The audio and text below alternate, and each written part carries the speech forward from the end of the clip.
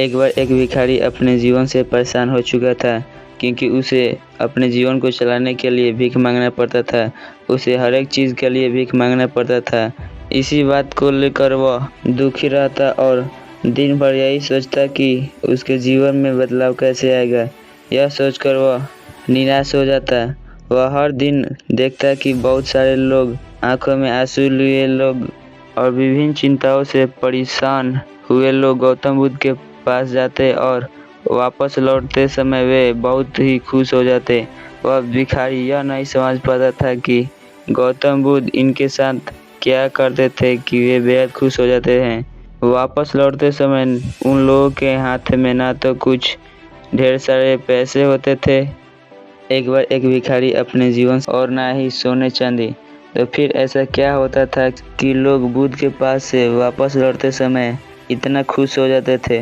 यह सब सोचकर वह भिखारी भी निर्णय लेता है कि बुद्ध के पास जाएगा और देखेगा कि वहाँ ऐसा क्या हो रहा है कि दुखी लोग इतना खुश हो जा रहे हैं। वह बुद्ध से मिलने के लिए उनके पास चला गया।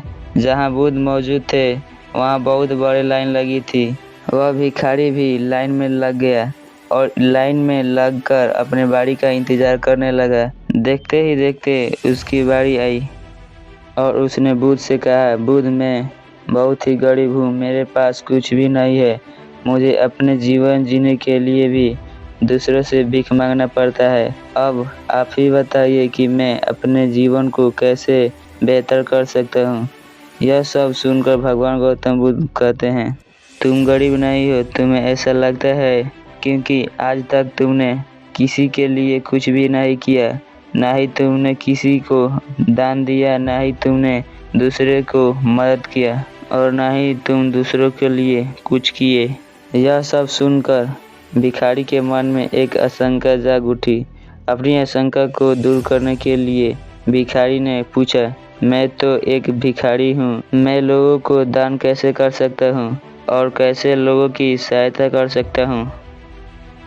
मुझे तो खुद अपना जीवन चलाने के लिए दूसरों से भीख मांगनी पड़ती है। यह सब सुनने के बाद भगवान गौतम बुद्ध ने कहे, तुम्हारे पास हाथ है जिसे तुम लोगों की सेवा में लगा सकते हो और दूसरों को भला कर सकते हो। इसके अलावा तुम्हारे पास मुंह है जिससे तुम लोगों से अच्छी बात कर सकते हो और दूसरों का हौसला बढ़ा सकते हो। यह सब करते हुए भी तुम दूसरों का सहायता कर सकते हो।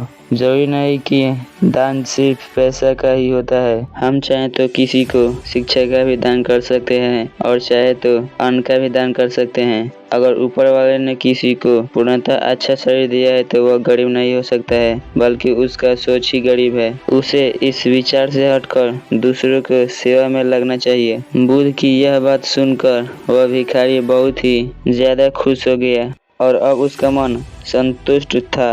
उसने वहीं भगवान गौतम बुद्ध के सामने यह निर्णय लिया कि वह भीख मांगना छोड़ देगा और कुछ न कुछ अच्छा काम करेगा।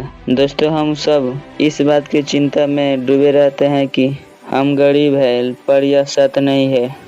सत्य तो यह है कि जब तक हमारा शरीर पूरी तरह से बेहतर है तो हम उसका उपयोग करके आगे बढ़ सकते हैं और खुद के जीवन को बेहतर बना सकते हैं।